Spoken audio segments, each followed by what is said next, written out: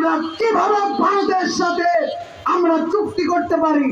এর আগেও দেখেছি আপনি বাংলাদেশ থেকে ইলিশ মাছ নিয়ে গিয়ে সেখানে রান্না করে পরিবেশন করে খাইয়েছেন। কি করেছেন? আপনার দেশের পানি নিয়েছেন, আপনার দেশের মাটি নিয়েছে, কথা ঠিক কিনা? আপনি আবারও তাদেরকে দেশে আসার সুযোগ করে দিচ্ছেন। তার মানে একথা সুস্পষ্ট যে আগামী দিন আপনি বাংলাদেশকে ভারতের কাছে ফিরে দেওয়ার চক্রান্ত করছেন।